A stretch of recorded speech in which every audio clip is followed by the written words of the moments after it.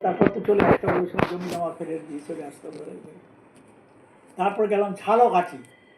হ্যাঁ, ঝালকাঠি বলে একটা নাম শুনেছি। সেখানে কার বাড়িতে ছিল, লোকনাথ বাবুর দের এখানে বিজনেস ছিল, বড়দির বর। বড়দির পর তার ছোট ভাইটা, হ্যাঁ, সে ওখানে থাকতো, তার বউ ওখানে থাকতো।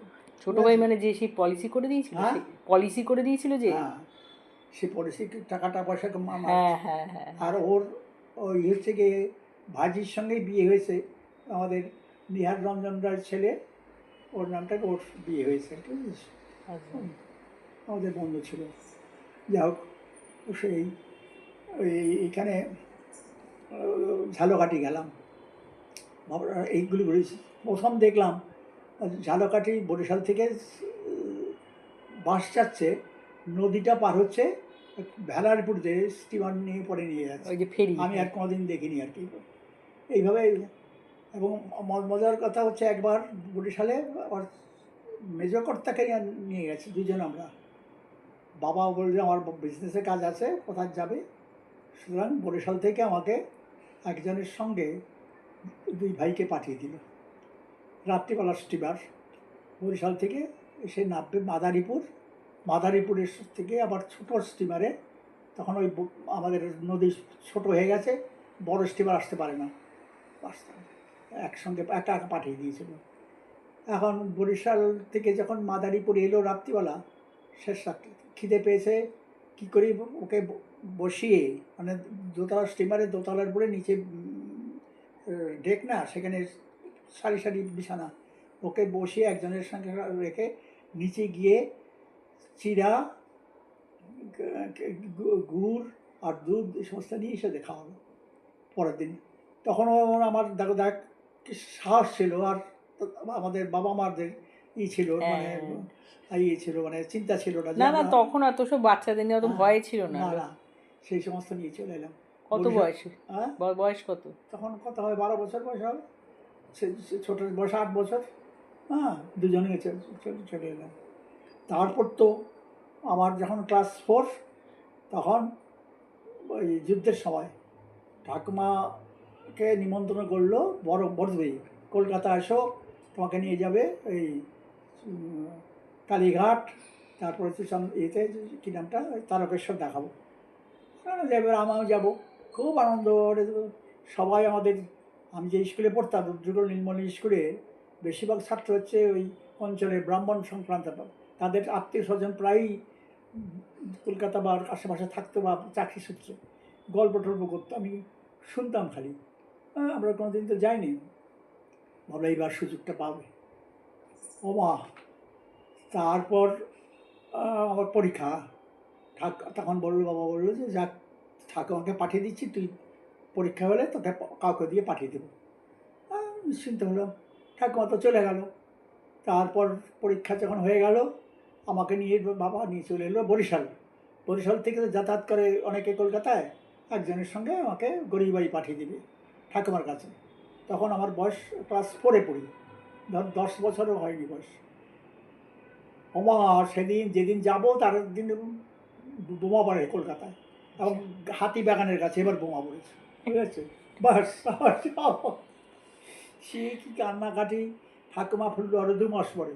ও ঠাকুমা কলকাতায় এসেছিলেন? কলকাতা ছিলেন, যে যে বড়দি তাকে নানা জায়গায় ঘোরায় ঘুরে তারপর পাঠালো। সেই কলকাতা যাওয়া হলো প্রথম 1946-এর রায়টের আগে। 46-এর 16 আগস্ট রায়ট হলো না, লড়কেডিঙ্গে পাকিস্তান, তার আগে বাবা তো প্রতি মাসে একবার করে কলকাতায় আসতেন। আমাকে বলে চল এবার, এইবার তো খুব আনন্দের সঙ্গে কলকাতায় এলাম। এখন কারো বাড়ি থাকবো না, তখন কোথায় থাকা যায়, বাবা তার একটা মারোয়ারি গদি ছিল গদিতে, হ্যাঁ। হ্যাঁ, পকেয়াপট্টি স্ট্রিটে। সেই ছতলা বাড়িতে 3তলা না 4তলাতে বিরাট গদি, সেখানে ওদের গদি সুন্দর, এই গদি পাতা, তাদের ধবধবে সাদা দিই, সেখানে অনেকে এসে রাত্রিবেলা শুয়ে থাকতো, বাথরুম টাথরুম কাছে। হ্যাঁ, সেখানে পয়সা দিতে হতো ওদের। সেখানে আমরা পকেয়াপট্টি স্ট্রিট, মানে 13 পকেয়াপট্টি স্ট্রিট। আর ওদের বাড়িতে নিমন্ত্রণ খেতাম। তখন আমাদের সঙ্গে পড়তো যে নিরঞ্জন, ওই ক্ষেত্রপদ্মদের বাড়ির, ওরা ওদের কলকাতায় তখন দোকান ছিল হ্যারিসন রোডে, যে বুঝেছি ওই পদ্মা ওই কৃষ্ণালয় রাধালয়। কৃষ্ণালয় রাধালয় দুটো বড় দোকান একেবারে হ্যারিসন রোডের মোড় ওরা তখন আর তার মধ্যে নিরঞ্জন আমাদের সঙ্গে পড়তো, ওর বাবাও চলে এসছে কলকাতায়, ও চলে এসছে কলকাতায়। সুতরাং নিরঞ্জনের সঙ্গে আমি বিভিন্ন জায়গাতে কলকাতা ঘুরছি, বুঝেছিস। এই ছিল প্রথম কলকাতা দর্শন, বিভিন্ন জায়গায় ঘোরাঘুরি করে তারপর কলকাতায় গিয়ে গল্প টল্প করলাম সব। 13 বছর বয়স, হ্যাঁ তখন 13 বছর বয়স। হ্যাঁ 1946, হ্যাঁ 13 বছর। 13 বছর বয়স তখন প্রথম একটা। তারপর তো 14 বছর বয়সে চলে এলাম ইয়েতে।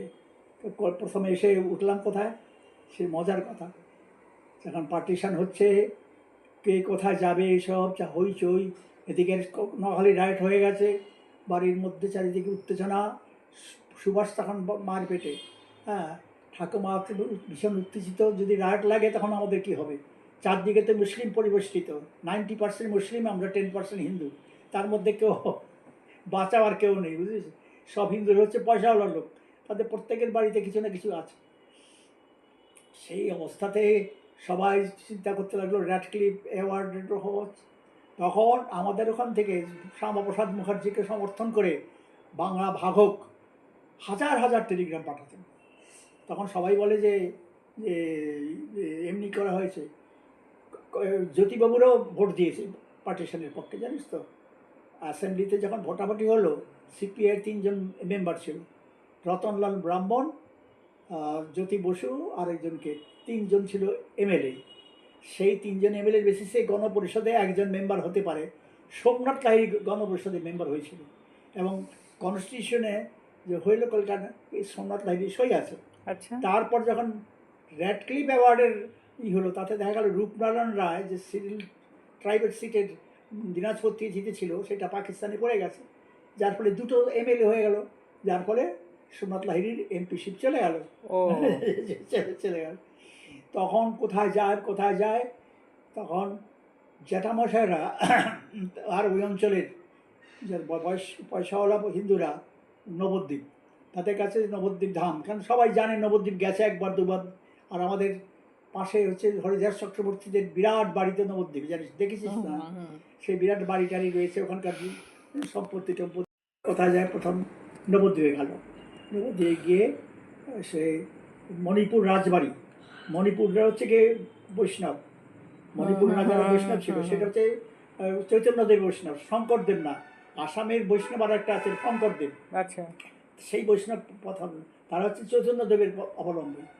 সেখানে মণিপুর রাজবাড়িতে প্রচুর জায়গা বিক্রি হচ্ছে। নবদ্বীপে মণিপুর রাজবাড়ি আছে?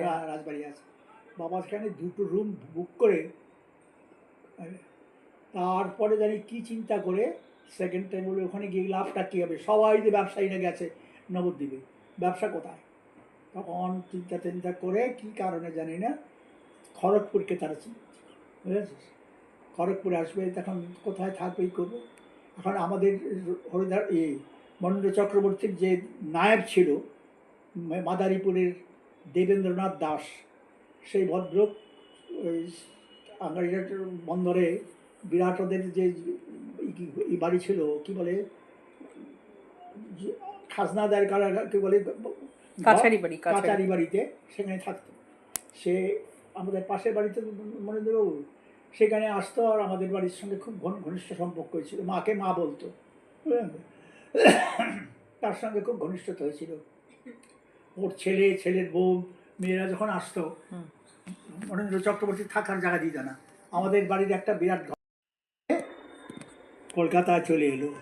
এই দেবেন দাসের জামাই কি সেন জানি ভুলে গেলাম, আর তার যে ছোট ভাই একটা ছোট্ট দু রুমের ছিল বৈঠকখানা স্ট্রিটে। আমরা প্রথমে গিয়ে কলকাতায় ওই বৈঠকখানা রোডে ওখানে গিয়ে ওদের বাড়িতে রাত্রিবেলা, এক রাত্রি ওখানে কাটিয়ে তারপর খড়গপুরে এলাম।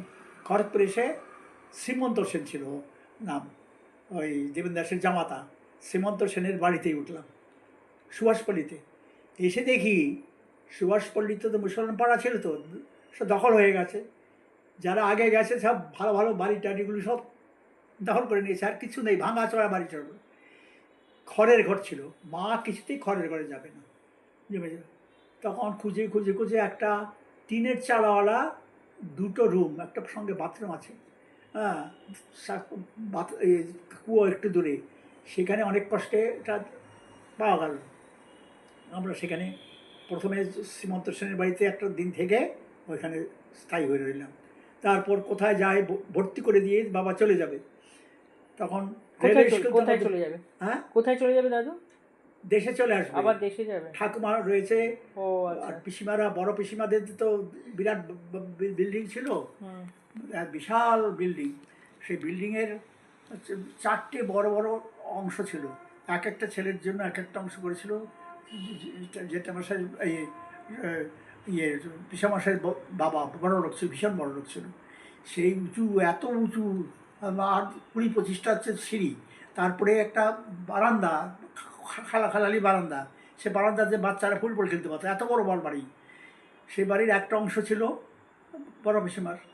সেই বড় পিসিমাকে নিয়ে এসছে তার ছেলে, ছেলে কলকাতা থাকতো, নরসিংহাতে তখন কলকাতায় আগে, মানে ইয়ের থেকে, পার্টিশনের আগের থেকে। তখন সেখানে মেজো পিসিমা, তো ননী পিসিমা, তাদের ওই অঞ্চল থেকে ওখানে এসে উঠলো। ঠাকুমাকে বাবা ওখানে রেখে আমাদের বাড়িতে ছেড়ে চলে আসতে হলো, কারণ ওখানে থাকবে কে? মানে হরিদাস চক্রবর্তীর বাড়ি ফাঁকা, বরেন্দ্র চক্রবর্তীর বাড়ি ফাঁকা, তারপর হচ্ছে দেবনাথ বাড়ি ফাঁকা, সুবর্ণবণিক পাড়া ফাঁকা, আমরা মাঝখানে। একা তো থাকতে পারে না, বিরাট বাড়ি আমাদের তখন, 10-15 বিঘা জমি, বিশাল পুকুর, গাছপালা সমস্ত ফেলে দিয়ে, মানে বিক্রি করতে পারলো না, কেউ কে নেবে? হ্যাঁ, তখন হচ্ছে কি বিনে পয়সা পাবে, ওই সময়টা কেন নেবে, বুঝেছিস? তখন ঠাকুমা ওখানে রয়েছে, সুতরাং আমাদের তো ওখানে বাবা কী করবে, তখন ভর্তি করাতে হবে। কী সুশীলকে পাঠালো আবার, ছোটো পিসেমশাই, সুশীল তো হচ্ছে, আর শান্তি, ওই দুই বোনকে বা ভাই বোনকে রেখে ছোটো পিসিমা মারা গেছে, তারপর আবার বিয়ে করেছে। এখন সুশীলকে দিল আমাদের সঙ্গে, ছোটো পিসিমা পিসমশাই আমার সঙ্গে পড়তো একসঙ্গে, ক্লাস 9-এ। আমরা এলাম, কোন স্কুলে ভর্তি করা হবে? দেখা গেল রেল স্কুল আছে, রেল স্কুল তো আমাদের ভর্তি করা হবে না, রেল আরও যেটা আছে সেটা হচ্ছে নন বেঙ্গলি স্কুল, হিতকরণী স্কুল। আর একটা আছে সেই ওল্ড খড়গপুর স্কুল, সে মাইল 3 দূরে, পুরনো বাজারে। তখন এই অতুলমণি স্কুলের একটা স্কুল করেছিল কেপি মণ্ডল বলে, ওখানকার একজন পয়সাওয়ালা লোক, ওর মায়ের নামে, অতুলমণি হচ্ছে তার মায়ের নামে। সেই স্কুলটা যুদ্ধের সময় বন্ধ হয়ে গেছে, বিল্ডিংটা আছে ভাঙাচোরা অবস্থাতে। সেখানে পূর্ববাংলার থেকে অনেক টিচার এসে ওখানে একটা ওদের স্থানীয় লোকদের সাহায্য নিয়ে ওই স্কুলটাকে রিভাইভ করলো। হ্যাঁ, আমাদের সেখানে নিয়ে গেল, ভর্তি করা হলো। গিয়ে দেখি হেডমাস্টারের ঘরে ক্লাস 9-10 ক্লাস হচ্ছে, সেখানে আমরা ওদের ভর্তি করি। না আছে লাইব্রেরি, না আছে বই, না আছে টিচার, না আছে জল। হ্যাঁ, ওখানে কোনো রকম পয়সা লাগতো না। এখানে স্কুলের পাঠ্যপুস্তকের জন্য রিফিউজি গ্রান্ট থেকে টাকা দিয়েছিল শুনলাম, সেই টাকাটা নাকি হেডমাস্টারের সেক্রেটারি ভাগ করে আত্মসাৎ করে, বুঝতে পারছিস? সেখানকে ভর্তি হলাম 9-এ, আমি আর সুশীল, বুঝেছিস? এই আমাদের স্কুলটা। স্কুল যাব কি করে? কোন সাল এটা? 48? 1948। 48। সে কি গরম! আমরা গেছি ঠান্ডা জায়গার থেকে, না মানে গ্রীষ্মকালও চাদর গায়ে দিত রাত্রিবেলা, এরকম ঠান্ডা ছিল। গাছপালা চারদিকে, নদী পুকুর, হ্যাঁ, আর ওখানে হচ্ছে একেবারে রুক্ষ সূক্ষ্ম জায়গা। হ্যাঁ, দিনের বেলা হাঁটা যায় না, পায়ের নিচে কাঁকড়। হ্যাঁ, তখন না আছে চটি, না আছে কি, একটা হাফ প্যান্ট আর হাফ শার্ট পরে 2-3 কিলোমিটার দূরে পাথুরি রাস্তা দিয়ে আমরা দুজনে স্কুলে যেতাম। খাওয়া দাওয়া তো বাড়িতে সকালবেলা যা হতো তখন রিফিউজি কার্ড আমি করলাম, বাবা তো চলে গেছে, আমি করে হলাম রিফিউজি কার্ড। তখন রিফিউজি কার্ড করা হচ্ছে, রিফিউজি কার্ড করলেই তখন কিছু চাল দিত, ডাল দিত, একটু তেল দিত, হ্যাঁ, সরকার থেকে।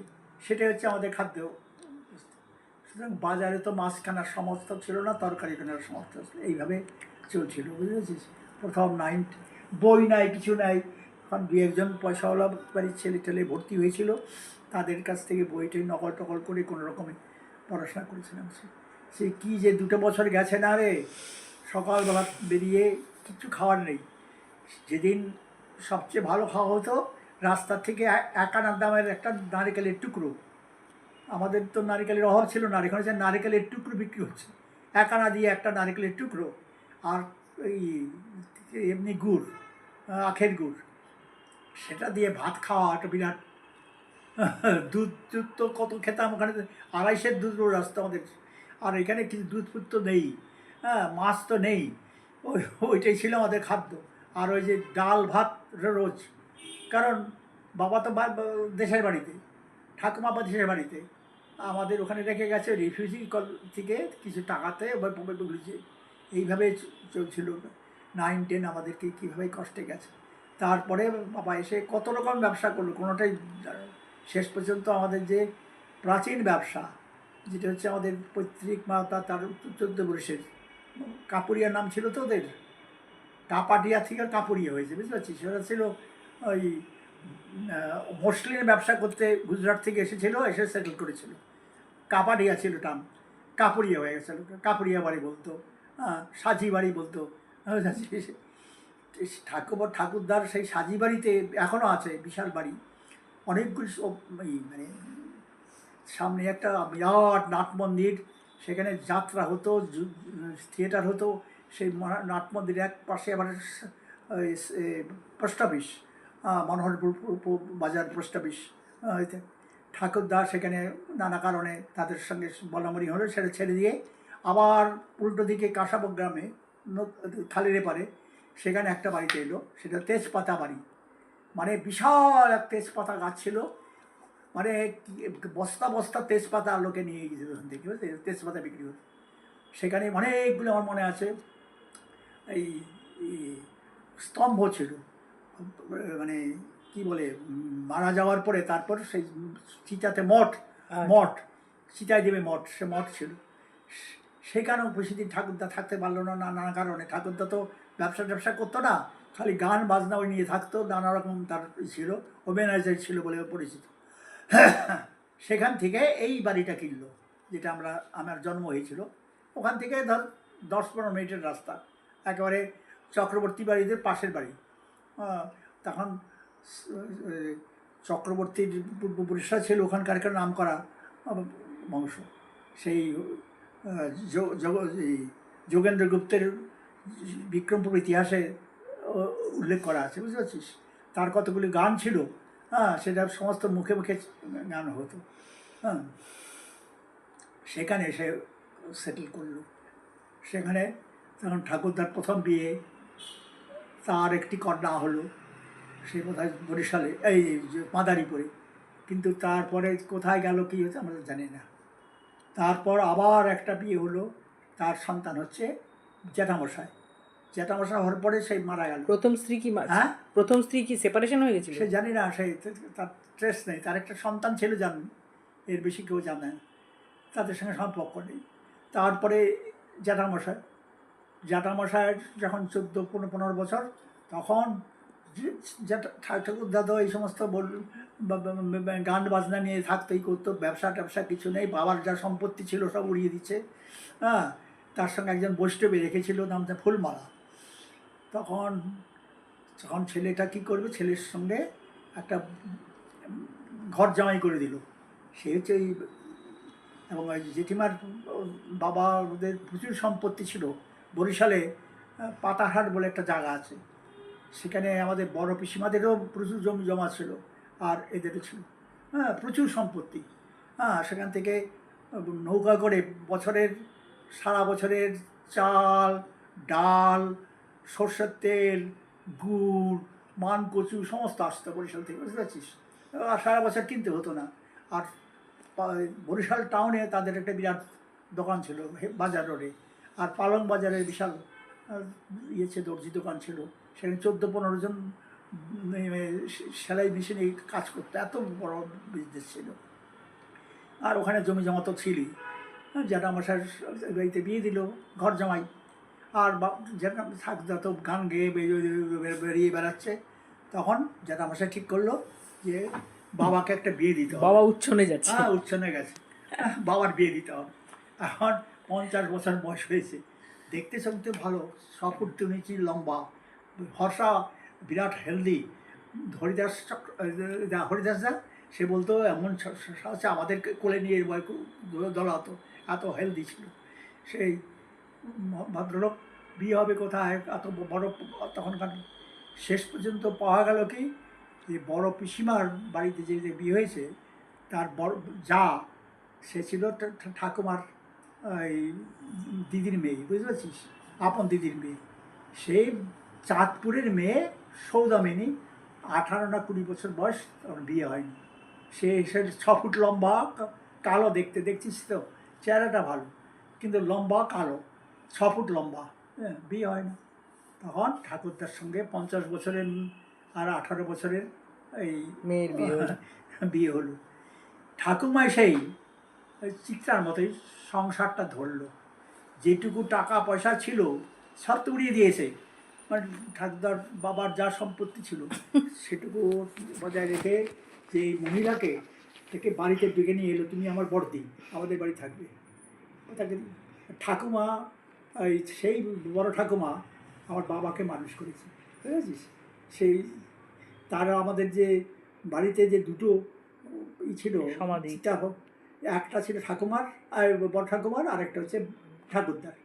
ঠাকুমা চান করে আমাদের সঙ্গে এসে জল দিত, দুটো এতেই তুলসী গাছে জল দিত, হ্যাঁ, যেটা ছিল আছে সে। আর